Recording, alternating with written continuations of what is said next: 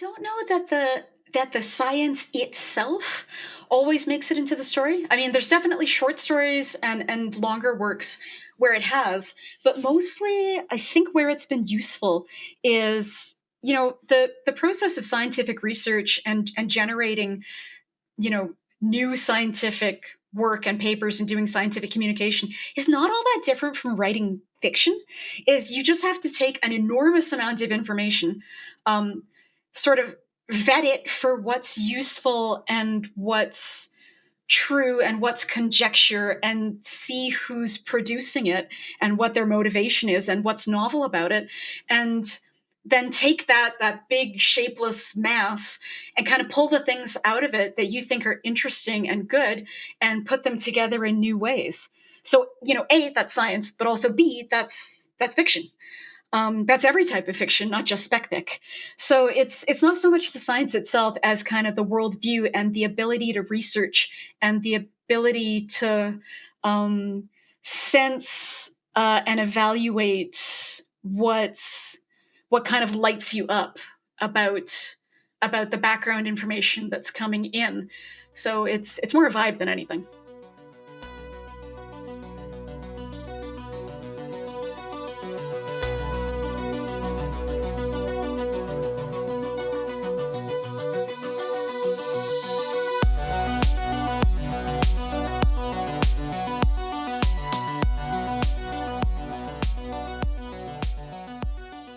What is up, everybody? You're listening to episode 92 of SFF Addicts. I'm your host, Adrian M. Gibson, and welcome to your weekly dive into the world of science fiction, fantasy, and writing craft. Joining me, as always, is my co-host, the Chewie to my Han Solo, the Joker to my Commander Shepard, MJ Kuhn. How's it going, MJ? Hello, I am great. How are you? Doing swell. Got a little bit of a nasally voice today because Oliver got sick, so, shit happens, but it's all good. Yeah. You're nursing the bug. I'm coasting, man. I'm just coasting. And if you want to support this lovely MJ and her work, you can pick up Among Thieves, The Little Blue Baby, and The Big Baby. Thick Ass Big Baby. Thieves, the sequel. So if you want like the same size. They are the same. Actually, Thick Ass Thieves is smaller. If you want a fun time full of heists and found family and all kinds of awesome action, then go pick up MJ's duology, which is complete. So you can start it and finish it, and it's super fast paced, and you're going to love it. As well, you can check out some stuff for my debut novel, Mushroom Blues, which is out on March 19th. Last week, when this episode airs, we did a map reveal for the map of Neo-Kanoko, which is the city where the story takes place. As well, you can read chapter 1 over at Before We Go blog, which... yeah, if you read that and you like it, there's more to come. Right, so then you worry. are all set, baby. Yeah, there's some hot shit coming. As well, a quick note for listeners, the official SFF Addicts Patreon and merch store are live, so check out the links in the description to support what we do here. Also, don't forget to rate and review the podcast on your favorite podcast app, and subscribe to the FanFiAddict YouTube channel where this and every other episode of the show is available in full video. Also, a quick shout out to our newest patrons, Matt Mahoney and David Meyer-Henry. Thank you so much for supporting the show. And now, welcoming today's guest, Premee Mohamed, scientist and award-winning author of the Void trilogy, We Speak Through the Mountain, The Siege of Burning Grass, and so much more. Hello, Premee. Welcome back to SFF Addicts after almost 2 years, a year and a half. 2 years, more than a year. Yeah, thank you guys so much for inviting me back. Yeah, you were on episode 6, which was on climate change and climate fiction, which was one of the first episodes that we did back when we were doing panels and stuff at the beginning of the show's run. But yeah, I'm glad that we get the chance to sit down and have a little one-on-one and be more intimate and just talk about your books as opposed to a broader topic. Yeah, I'm excited. All right, well, let's start off with an introduction for listeners who aren't familiar with you and your work. Can you tell us a bit about yourself? Sure. I think we kind of covered the important parts in the bio, but yeah, my background is as a scientist. I was trained in molecular genetics and environmental science, And I'm also an author of sci-fi, fantasy, horror, and kind of all of the above mashed into one. I am indeed the author of the Void trilogy, which was by Solaris Books, and several novellas and a ton of short fiction. And in 2024, I have 5 books coming out because my editors did not get into a group chat and let each other know when things were being scheduled. No, but you also are publishing through multiple publishing houses. So Yeah, but five. I know, 5 is that's like, insane. Wow. That's an insane amount of releases. I mean, A, exciting, but B, oh my God. Yeah. I'm preemptively tired, and the first one hasn't even come out yet. at the time of this recording. Right, Yeah. right. Man, that is pretty crazy. Like, no, like I can't even imagine. Promoting one book is a lot. But at this point, you're like cross-promoting multiple books at the same time on different well, that's what I would say. Like, platforms. I even remember like promoting the one while I was trying to write a different one was hard. But you know what I mean? When you're trying to promote one and then you have another one coming out, oh my gosh, yeah. But well, and also like the publishing, like the timeline thing where you're trying to promote one while the sequel is in edits, while you're working on like a third one, and you're trying to keep the story straight in your head, and the interviewer's going, no spoilers, and I'm like, I don't know what a spoiler is anymore. Right? I don't know. I don't even remember. This is just like my general existence. What do you want? Yeah. Like, they're like, so tell us about this scene. I'm like, I wish I could. I wrote it like 3 years ago. Right? I don't know what you're talking about. I'm so sorry. Remember that it's in the book. Yeah. If you say it's in the book, things happened. It probably is in the book. I will take your word for it. I believe you. Yeah. Why don't you tell me about right? Exactly. Flip the tables. Yeah. What do you think the theme of the book is? Oh, there you go. Then just kind of go highbrow about it. I dig it. Yeah. We're learning our witchcraft of how to do interviews right here. I think this is going to be my 2024 goal, is to just make the interviewer do all the work while I sit there and like nod. I love it. All right, no pressure, Adrian. Let's People go. Be like, yeah, like we haven't heard from Premee in a while. What's going on? I mean, like these hosts won't shut up. God. All I can hear is the sound of like paper flipping. It's like she's quizzing them or something. Yeah. Paper flipping it. Good thing it's an open book test. Yeah, exactly. Before we dig deeper into the episode, a quick word from our sponsor. Novelo is an exciting new publishing and reading platform whose goal is to be the go-to for all things writing and storytelling. Their platform offers an intuitive, user-friendly way for writers to create and share their awesome stories for readers to enjoy, all while maintaining total control over their stories. Everything from the content to cover art and pricing is all controlled by the story's author. Novelo also offers social features such as message boards, direct messaging, and a news feed, where you can post updates to your followers. With future plans including support for comics and a marketplace for users to sell other writing-related services, the future of this platform is looking bright. And the best part? It's all available for free. No sign-up fees, no membership, just a growing library of epic tales. Sign up now to bask in the magic of books, where you can enjoy tales like Blackwater, an epic adventure by an award-winning author, or Limbo, The Door Above the Lake, a terrifying battle for survival. Whether you're a casual reader or a professional writer, Novelo is the place for you. Visit them at novelo.com, that's Novelo.com. And now, enjoy the rest of this episode of SFF Addicts. Well, we have to dive into your nerd origins because we always like to do that on the show. Because it's one of my favorite things to talk to other nerds about, like, what was the first or one of the early, like, speculative fiction books you remember reading when you were a kid, or however old you were when you first picked one up. Do you remember which book or books or movies, even, whatever it was, that made you fall in love with the genre? First of all, I'm not a nerd. I'm super cool. I don't hang out with those like sci-fi and fantasy people. Yeah, no. God, I think so. Aside from like the early like TV shows that I was extremely obsessed with, like Ghostbusters and He-Man, which, you know, how are you supposed to avoid that? I also when I was like quite young at the library, I remember picking up the first book in the Chronicles of Prydain series by Lloyd Alexander. So that series was like my very, very first real like fantasy obsession. I didn't get into like Lord of the Rings and stuff like that, the older canon stuff, for a couple of years. But I think I read, the Chronicles of Prydain when I was like, 6 or 7. So it sunk into my little impressionable brain like wax. And so there was definitely that. There was obviously The Hobbit and Lord of the Rings. Diane Duane's Young Wizard series, again, like when you read things at that very, very impressionable age, and the first book is called So You Want to Be a Wizard, you're like, well, I better get this. You're like, yes, I do. I'm 8 years old. I could be a wizard. Exactly. It's like you're speaking my language. Let's do this. Yeah. I loved that series. There was a lot of Monica Hughes that I read when I was a very little kid as well. Monica Furlong, the Juniper books, also like made me completely obsessed with magic and like Celtic mythology and history.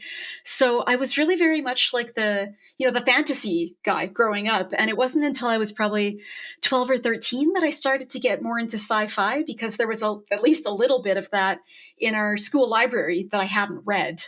So then it was, digging into a lot of the kind of like older stuff. And honestly, it wasn't until I was practically in like university that I started getting caught up on sci-fi that was being written at approximately the same time I was reading it, as opposed to being written in like the 70s or 80s. Yeah.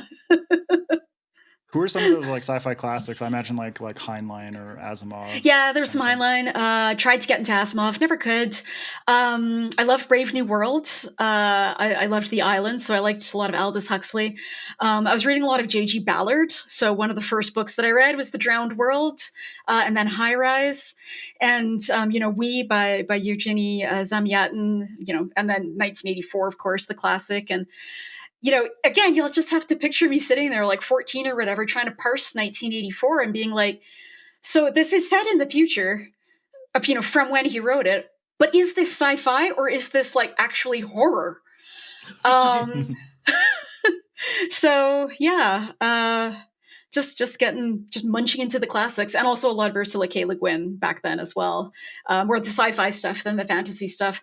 Weirdly, I didn't start reading her fantasy stuff until honestly just a couple of years ago. I read A Wizard of Earthsea for the first time like 2 or 3 years ago, and I wish I had read that when I was a little kid. I think that would have fit right in to that slot in my mind where all the fantasy was going.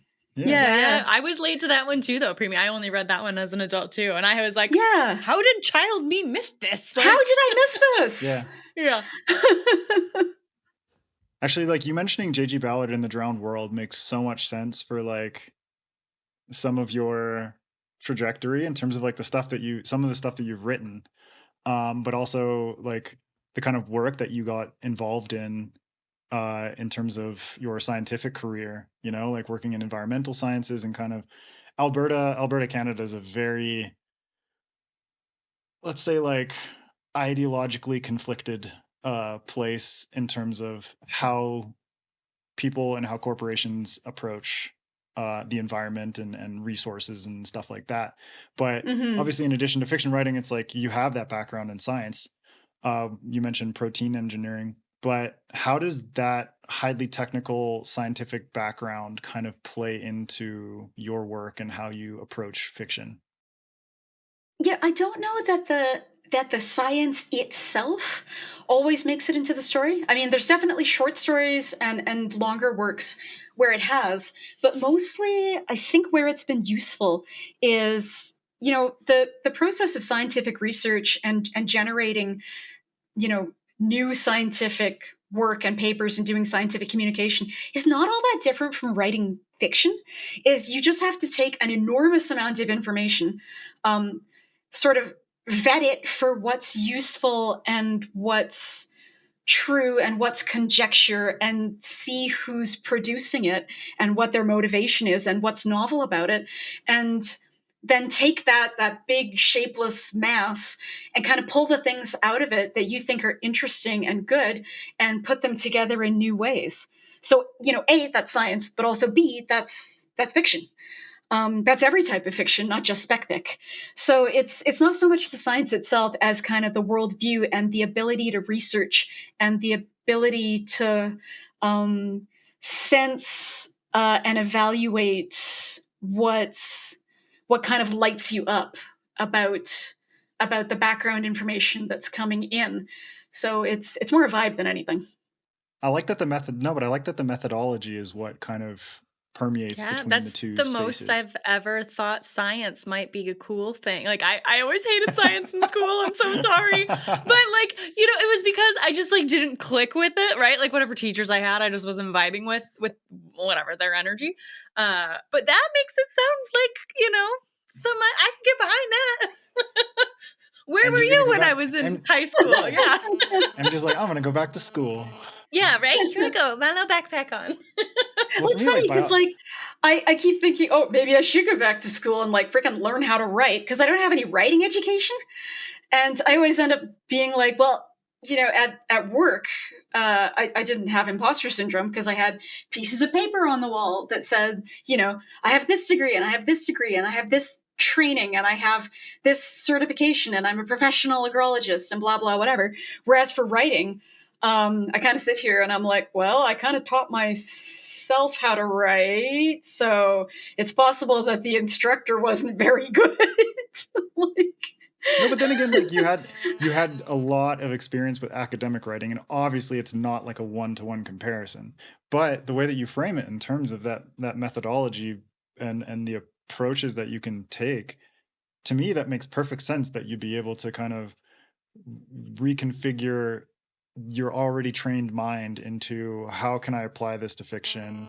Like I used to be a journalist, but it's like there are ways in which I can take the skills that I learned there and reconfigure them to work within the fiction space. It's like, you don't have the certificates or anything. I don't know how many published writers actually have degrees or like certifications or anything like that. I don't know. MJ, have you met anyone who actually has like a creative writing degree? I mean, here's the thing. I probably have, and they just didn't tell me. You know what I mean? It's like that's the thing. People don't tell you. That. Yeah, it's like because it's like I'm sure it would be helpful. You know what I mean? Or like I know some fantasy authors that I'm like, damn, I should have done that. And they like majored in early world history, right? When they were in college, right? Yeah. So it's like it's not the same, but like it's applicable, right? They learn. It's related. Stuff. They have an arts degree, basically. Yeah. Right. Whereas like, I went into marketing. Which is also very helpful for being an author. It's like this also makes me think though, like so I just came back from a 3-week writing residency in Banff at the Banff Institute for the Arts. Banff is so beautiful. Banff is so beautiful. God, there's no oxygen there. So I spent like the first week just hallucinating. And I'm up in the Andes Mountains. You wrote some great shit. I probably wrote some great shit. I'll have to look at the files later, but like there were 13 other people in my cohort, and I was the only one who did not have an MFA. We actually had a couple of people who were working on like their PhDs. And the one person who was writing a nonfiction book, a history book, I thought, he and I were the only ones who were like, yeah, we're self-taught. We were educated in other fields. And he was like, no. I went back to school and I got my MFA like in creative writing like 10 years ago. I was like, shoot. So I was surrounded by MFA people. And I just, I spent the whole first week just tensed up being like, wait a minute, wait a minute. They're not piranhas. They're not actually going to attack and eat me with their little teeth. I mean, they could have been. You were hallucinating, so. I was hallucinating. Yeah. I was seeing things all over the place till my body adjusted like a little bit. Yeah. But I think that was my first kind of experience of being like, oh, so a lot of spec fic writers actually don't have MFAs, but a lot of lit fic writers do. And I always remind myself that Gene Wolfe, aside from being one of my favorite authors, also helped invent the machine that makes Pringles. So he never quit his engineering job. He was a very, very good writer and also a Pringles man. So we have just two like things slicing stories and potatoes all at the same time. Exactly. Right? Oh my God. I love it.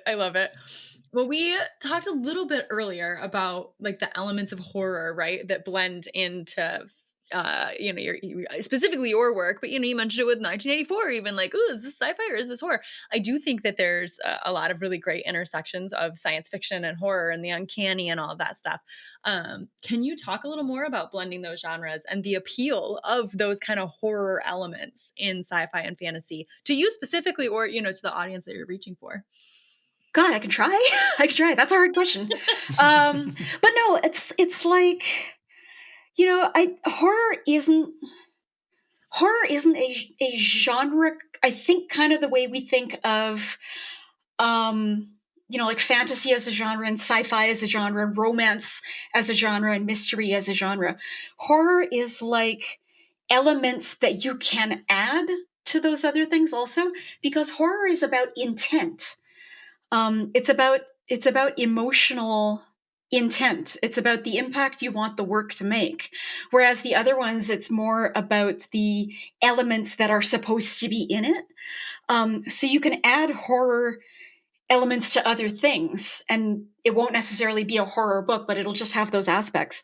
And for me, the big one, and this is really, really clear in horror movies, I think, as well as the writing, but it's visually clearer to readers and audiences in movies, is the loss of agency. So in a lot of genre works, sci-fi, fantasy, what we're hoping to see is very autonomous characters making active choices that push the plot forward. And the plot doesn't go anywhere unless the characters are moving it.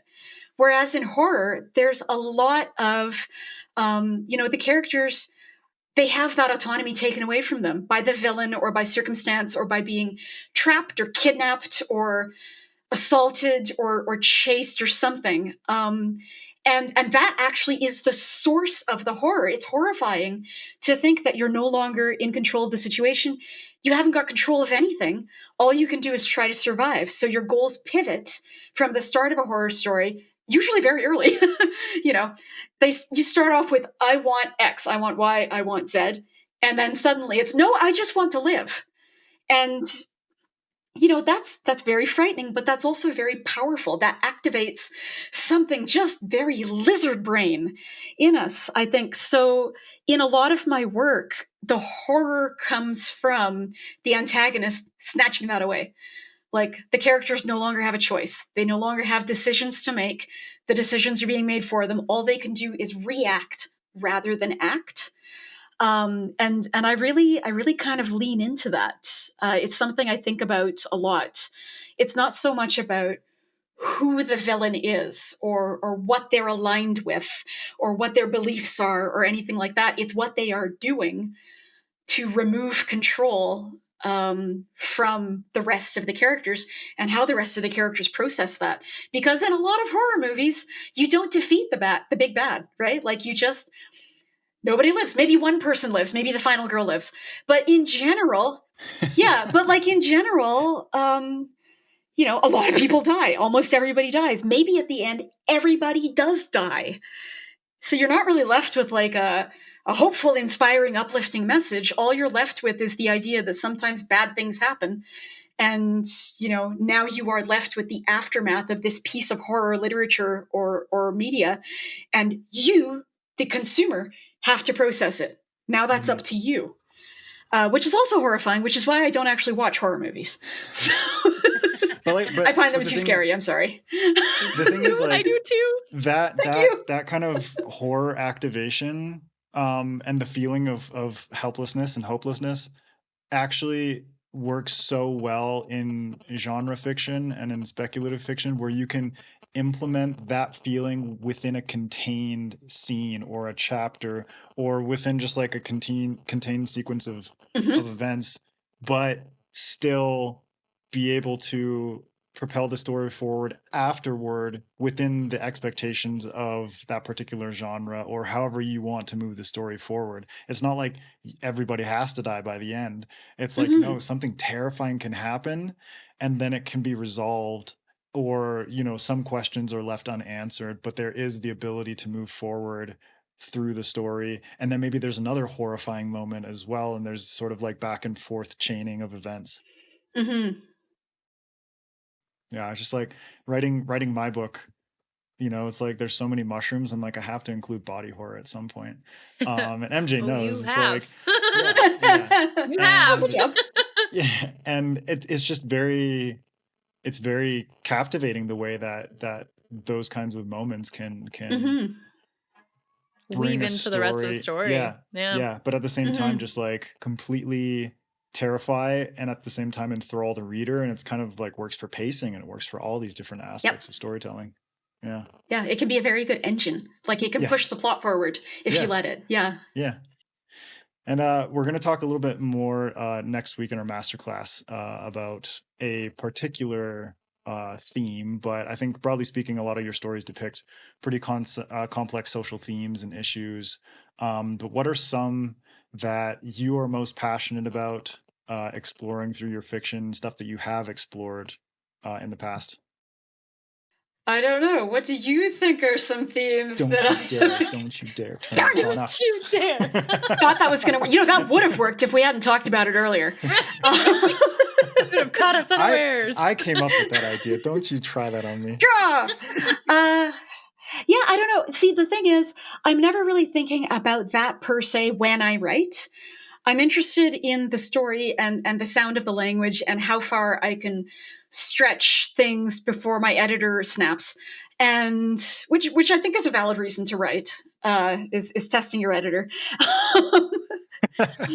But as I go on, I think the thing I find that I'm most obsessed with really is probably colonialism and anti-colonialism, and the idea that it kind of feeds into a lot of the large scale power struggles in the books that I write, even if it kind of doesn't seem like it. It's a lot more explicit in things like like war books, but even where it's not, like my upcoming book, The Butcher of the Forest, the war is over, but you have to see what's left.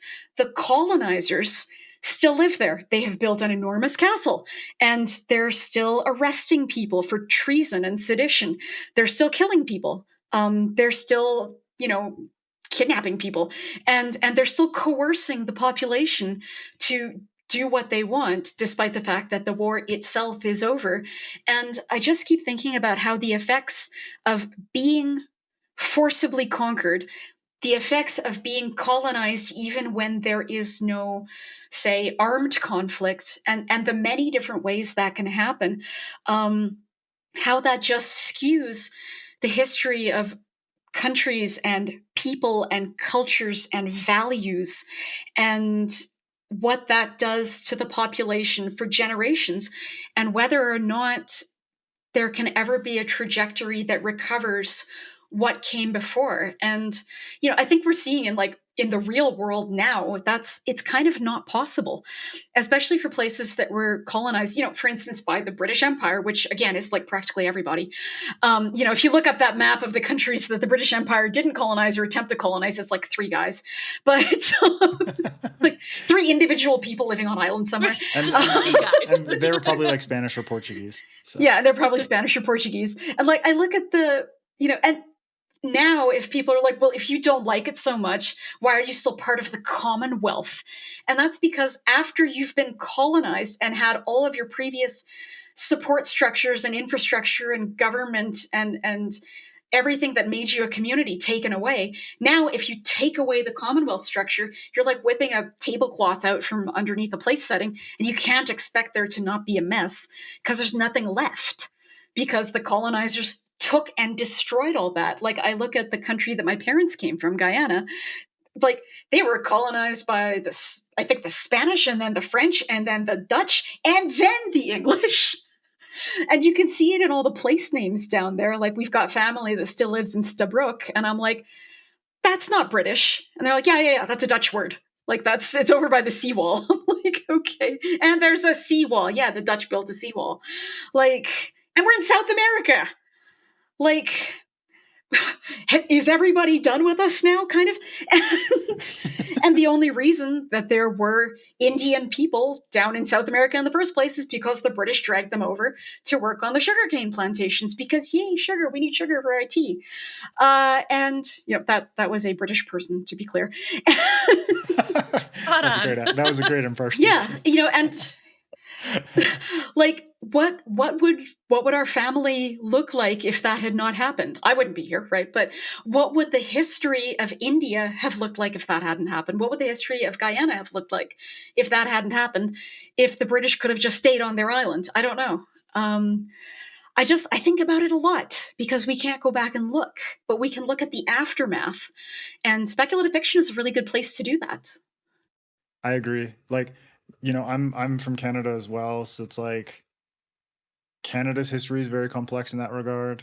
Where I live now in Ecuador, the history is very complex in that regard. Like, but then you find these weird sort of like aftermath amalgamations of culture and language, like people in Ecuador using, even though their language is Spanish, majority there are indigenous people who also speak Quechua, but there are just native Spanish speakers who have grown up in Ecuador, but Quechua has become ingrained into the dialect of different parts of the country, where like my mother-in-law says wawa, which is just like the Quechua word for kid or kids. There's like every year on the holiday Dia de los Muertos, they have wawas de pan, which is just like bread children, which is like a really weird thing to say when you translate it. But it's basically like little like bread kids with like icing decorations, and then they're like gingerbread men, like right? gingerbread men. But it's like a sweet same bread. vibe. Yeah. Okay. Yeah. And then well, and then you feed the children than gingerbread men, right? Yeah. And then they're filled with like chocolate or like guayaba or different kinds so of, way better of than fillings. gingerbread men. Got it. That way sounds delicious. way better. Way better. But yeah, it's just like it's crazy how colonialism persists in these ways, but then there are like small kind of like rebellions, even if or like little windows into what it could have been, right? Yeah. Even if it is like the infusion of some sort of like cultural practice or language or what have you, that still persists, even though the oppressors had done everything they could to basically eradicate culture and language and all these different kinds of things. Yeah. Yeah, it's interesting to think about. And again, like the reason that I like writing about it specifically in spec fic is because the reader would come to something written in the real world with just so much baggage and so much knowledge, and so much sort of pre-assumptions before they even get to the book. Whereas we're more in control of that if we say, no, this is a fictional place. Maybe it's maybe it's a distant planet or something. So we get to say what the history is. We get to say who colonized who. We get to say how the war went. We get to say, here's what the resistance did, that kind of thing. And not say, this is a one-to-one comparison to, Canada being colonized or whatever. Yeah. But still, like the Commonwealth thing in Canada, I mean, I'm sure it's like this for Australians too, but it's like quite for most Canadians' day-to-day life, it's a pretty meaningless thing, It's like, yeah, we have the Queen on our money and soon to be the king. Yeah, there you go. But well, and even for publishing, right? Canadian books come out with North American deals, not Commonwealth deals a lot of the time. Yeah. Right? Yeah. I mean, like most Canadian authors are published with American publishing houses. Mm-hmm. Yeah. Or UK. Interesting. Yeah. Well, I want to talk about so we talked a little bit about the social issues and societal issues. I want to talk about scientific advancements or ethical debates in the science career. Yeah, science. Are there things? I would imagine there have to be things that you encounter in your work as a scientist that give you ideas for those kind of ethical debates that you might want to explore in your fiction. Have you explored these thought experiments? Like, let's talk about it. Yeah, not a ton, but I do get a lot of ideas from just kind of, the what ifs of science.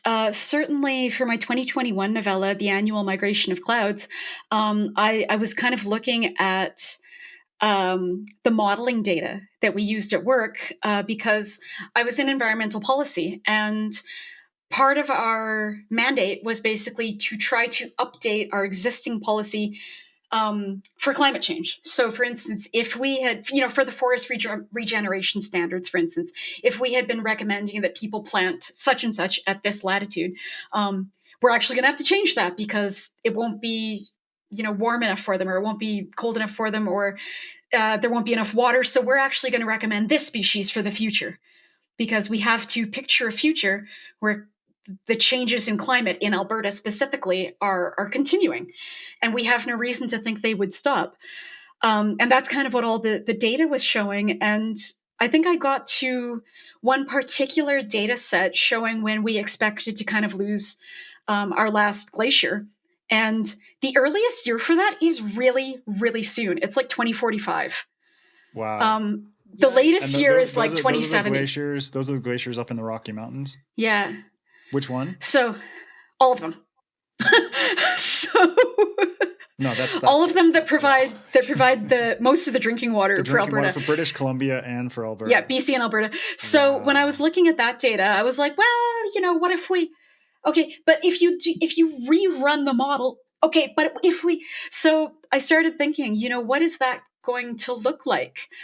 And I kind of temporarily went down a path where I was like, what would be required to change everything enough for that to not happen?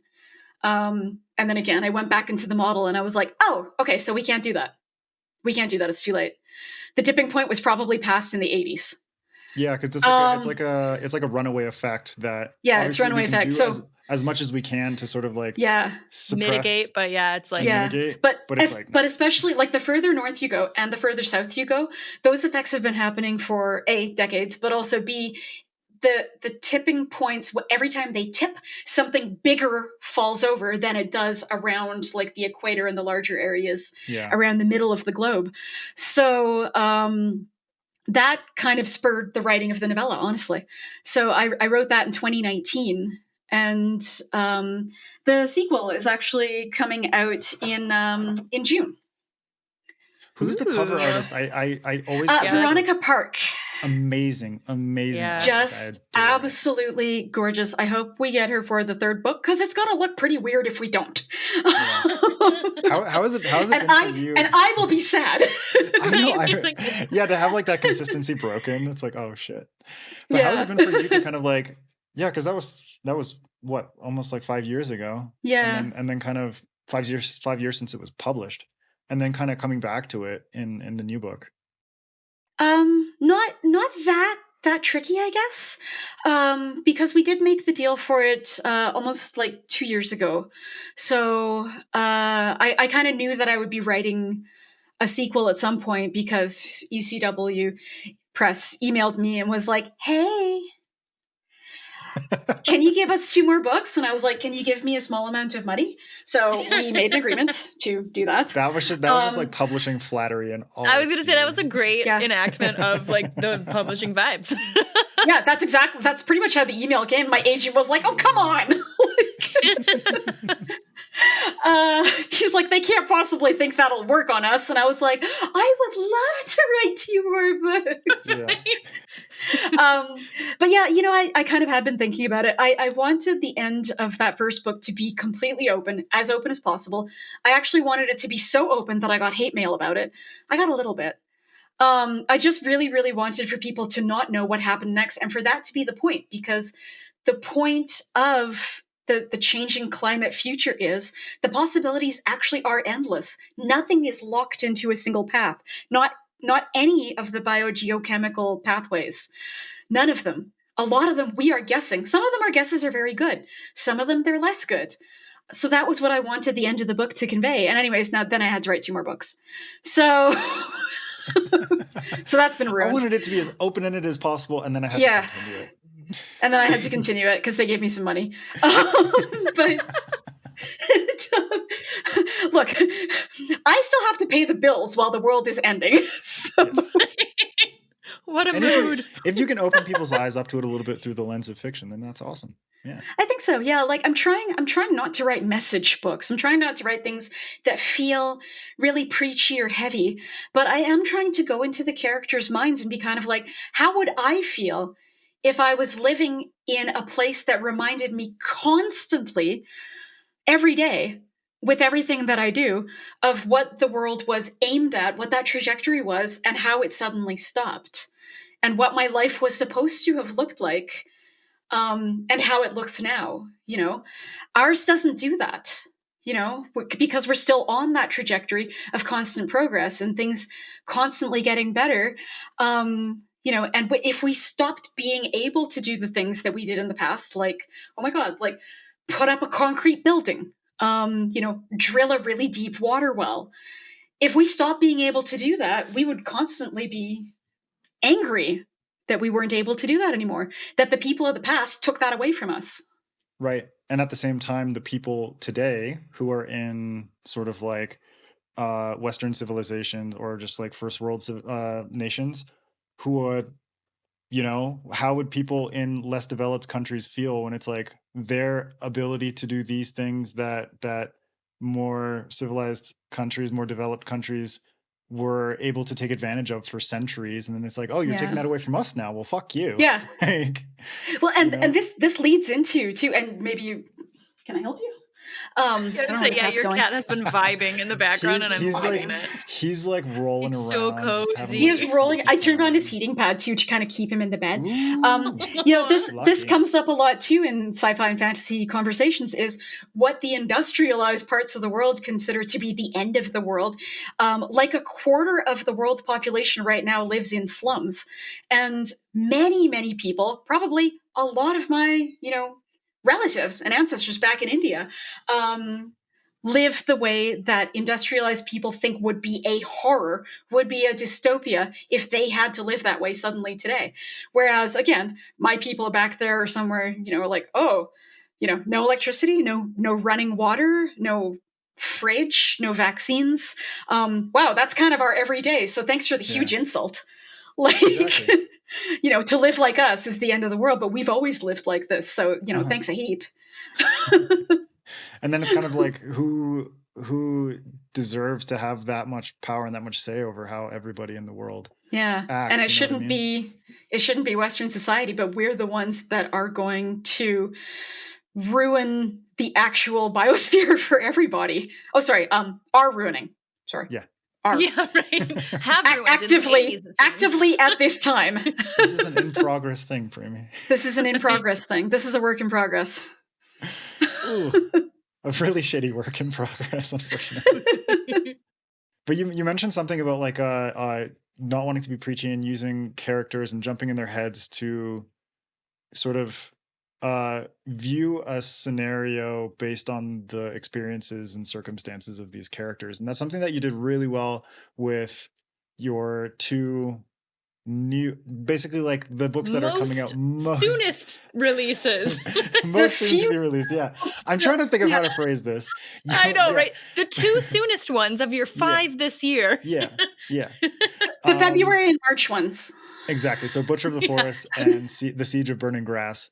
We'll save the latter for next week's masterclass because it's about war. But in the case of Butcher of the Forest, do you want to tell us a bit more about that book? And what were some of the things that you wanted to explore through this? It's a novella, but it's like very much like a personal character study at the same time. Yeah. That definitely was the goal. So a friend of mine, their comp titles for it were, this is like Hansel and Gretel meets Annihilation.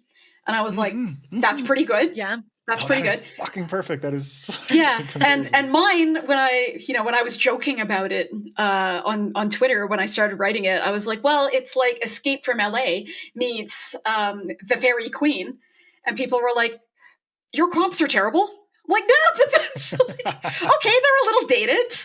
Like the Fairy Queen was like the 1600s. But I think the Hansel and Gretel meets Annihilation is better. Sorry. I thought it was pretty good. I wish I had come up with that. But it's very much a coerced rescue mission. So Varys Thorn is a middle-aged woman who is basically done with this shit. And everyone in her village knows not to go near the North Woods. Just don't. Don't. It never ends well.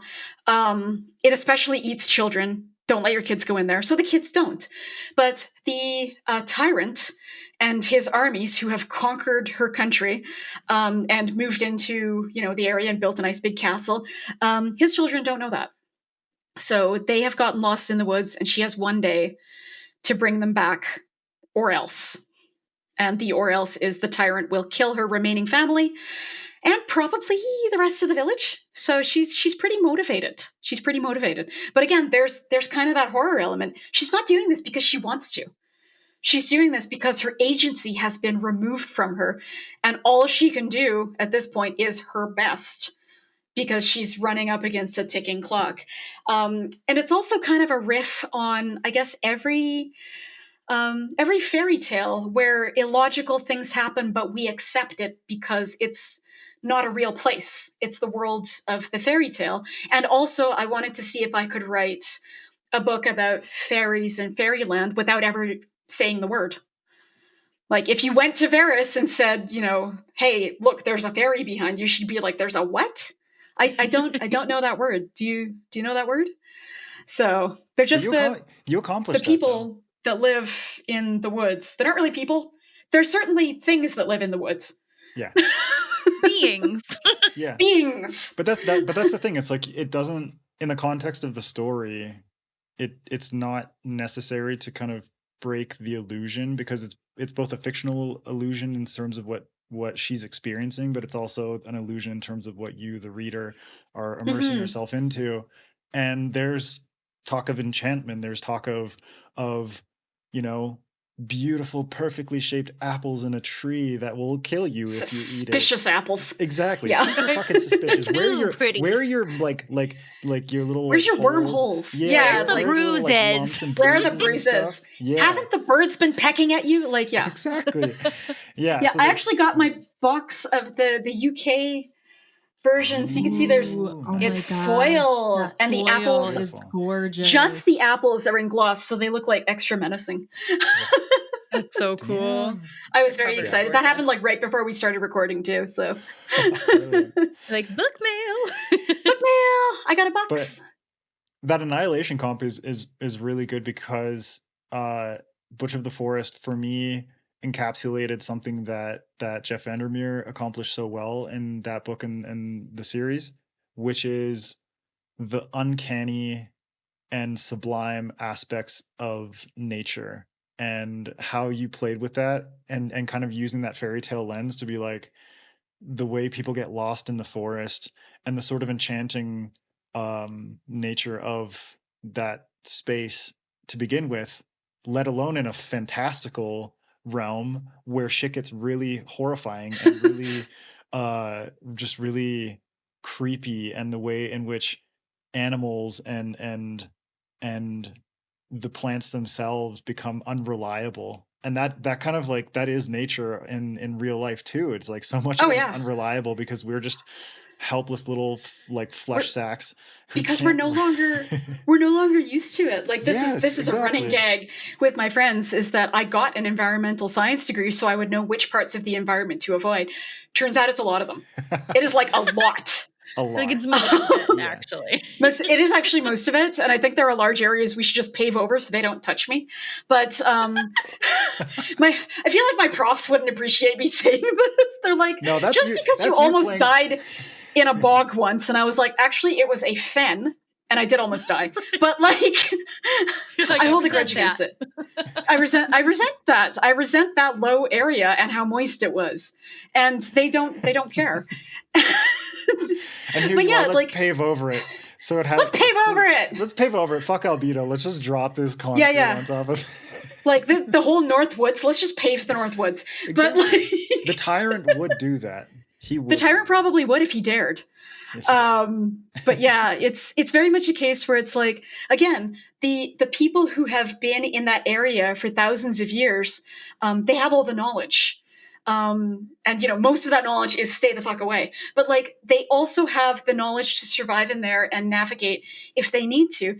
And it's the outsiders who come in and try to sort of bulldoze the insiders and discover that they have made a serious mistake. And I guess, you know, without spoilers for the ending, but there is a price to pay. There are prices the whole way through the book because that's how fairy tales work. And you don't know necessarily what the price will be asked. You don't know whether you'll be able to negotiate. You probably shouldn't. She only does it out of desperation. And you don't know if you have the currency or if they'll accept it. So there's just all this uncertainty and all these power imbalances and the frantic trying to grab at power long enough to simply survive. So I really enjoyed leaning into that. That was, I hoped, a big thing in the story is how that seems fairly cut and dry, but it shifts and shifts and shifts and shifts again. Like Varys is never on a firm footing. Yeah, but neither are the creatures that live in the and them neither. world. And her just coming in there disrupts it.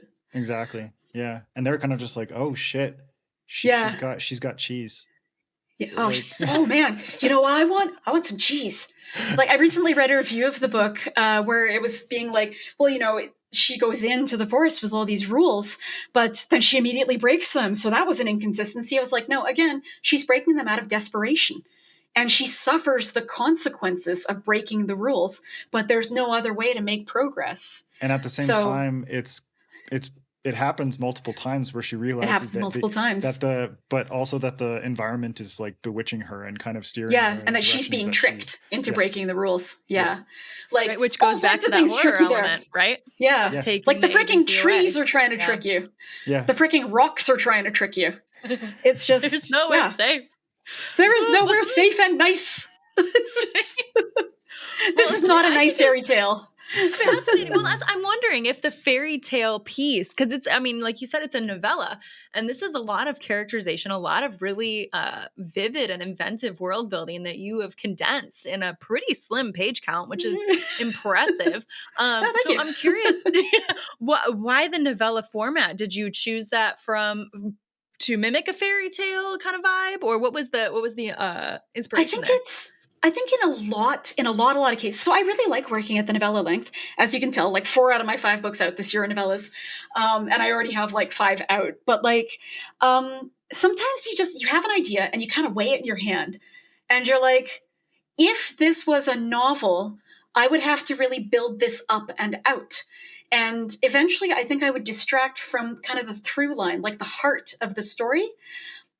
But also, I want to put in more than I could put into a short story. And that's where I land on novella.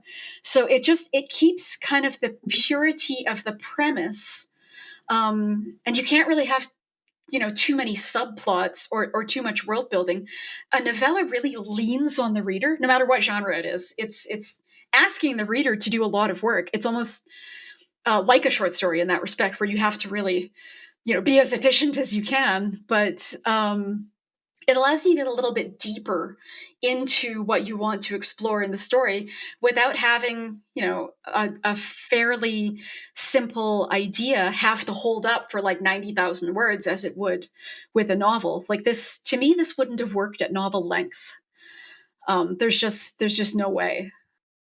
Yeah, it's kind of like what the story itself can sustain. And like reading it felt like the perfect length. And same with the Annual Migration of Clouds. It's like, thank you.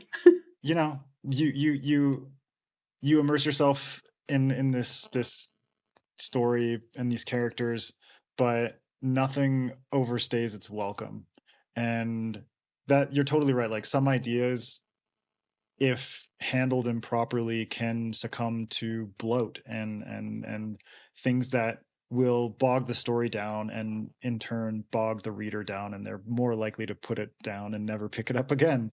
Whereas a novella, it's kind of like, oh yeah, like less than 200 pages. Like Yeah. MJ and I, anytime we have a guest where it's like, you know, some of them it's like, oh shit, they have an 800-page book. Yeah, right. It's Like it's gonna be good, but it's gonna they be got- so long. Yeah, and sometimes it's like, oh, they have novellas, and we're so excited when they have novellas too. Yeah. Well, and I'm just a sucker for a novella anyways. Like, Yeah. Me too. I think, like I just love it. I think Like maybe you can sit there for like just an afternoon and like wrap up in a blanket and read the whole thing. Oh yeah, you can knock out a whole novella in a day. And I think you've kind of articulated something I never really thought of why I like them so much is that it's a very consistent through line with like one very resonant you know what I mean, theme that you could really sink your teeth into. I love a novella. I love a novella. Are you gonna expand on this world at all, or do you think it's like just whatever happens naturally? If in this world? I haven't written anything else in this world, I haven't planned any sequels or anything. But again, if it's like this has been all my previous books too, is I don't plan, and then sometimes the publisher comes back and is like, "Hey, buddy, hi, long time no see," and then I find myself writing a sequel. Yeah. So that has not happened, in case anyone's interested. But Tor.com, they're gonna come knocking back someday. Yeah, right. Right, you're like, they could call me, but don't actually call me because I'm a millennial and I won't pick up. But you know, like email me, text me.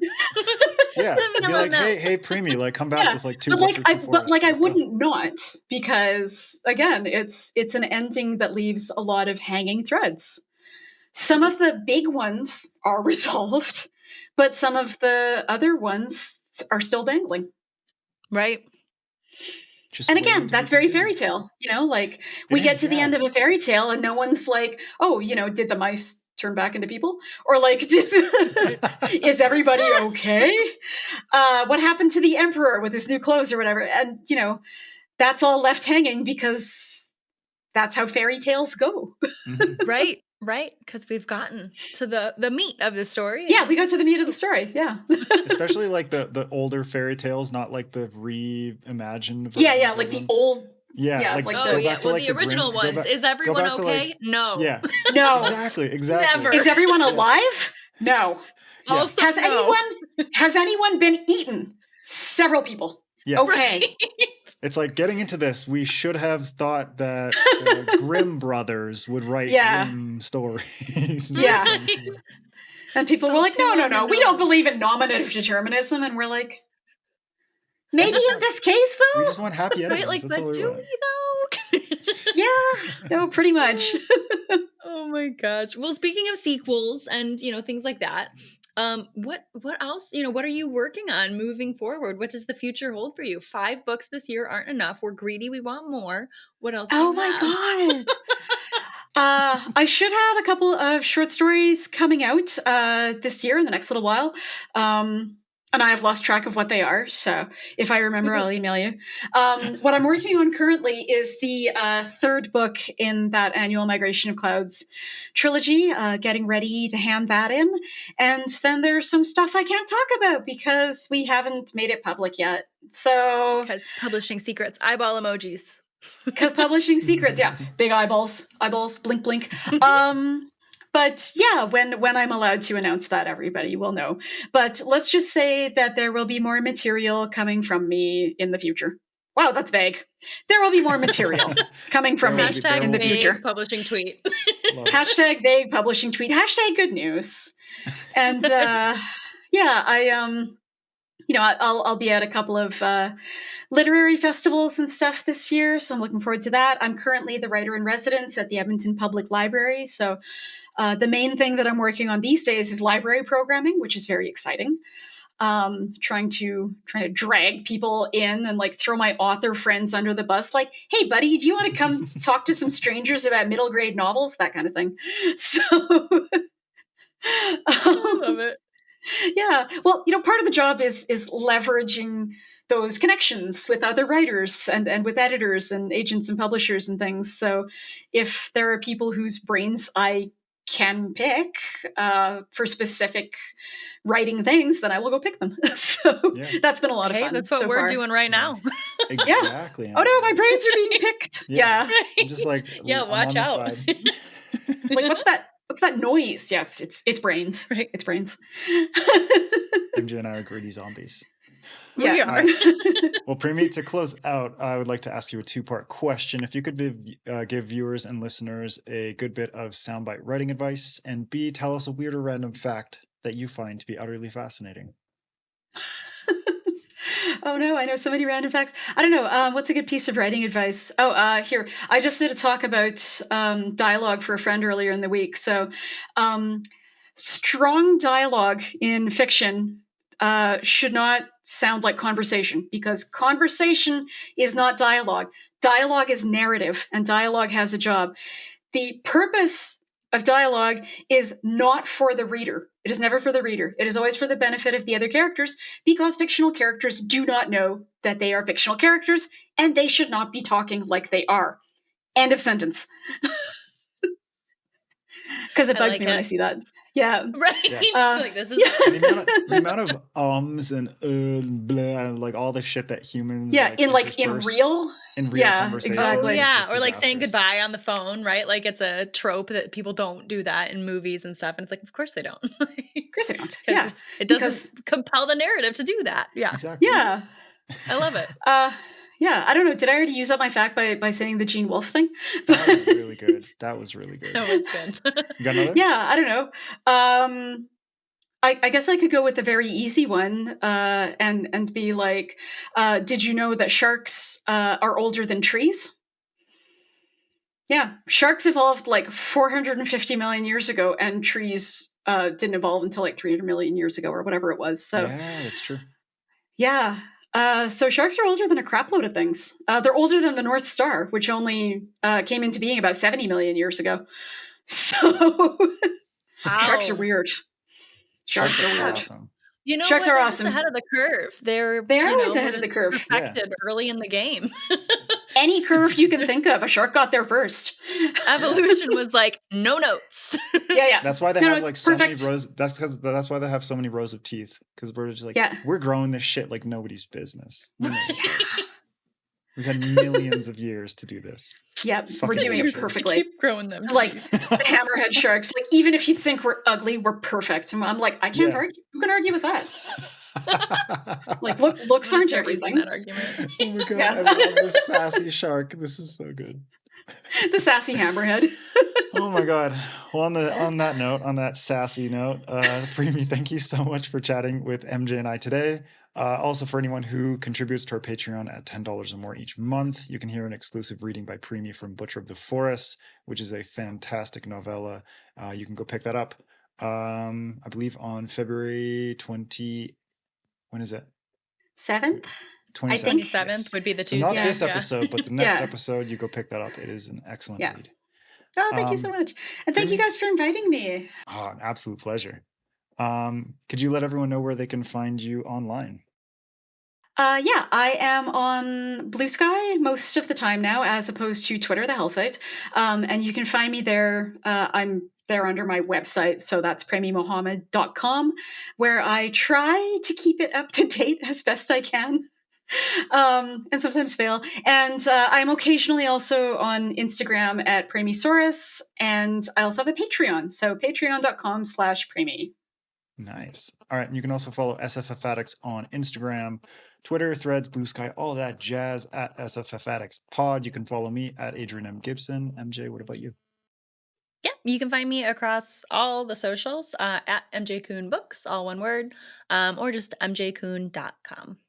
And at mjkuhn.com, you can sign up for you can sign up for the newsletter for a free story. The Sham Wizard get a free novelette if you sign up for my newsletter. And then go support her babies over here. Yes. Yeah. I am not James S.A. Corey, unfortunately. You're pointing. Yeah, go support The Expanse. I mean, support that too. It's a great series. Oh man. All right, well that's it for this episode. Stay tuned next week for part 2 with Premee for a mini masterclass on war in speculative fiction. Now, keep reading, keep imagining, and we'll see you next time on SFF Addicts.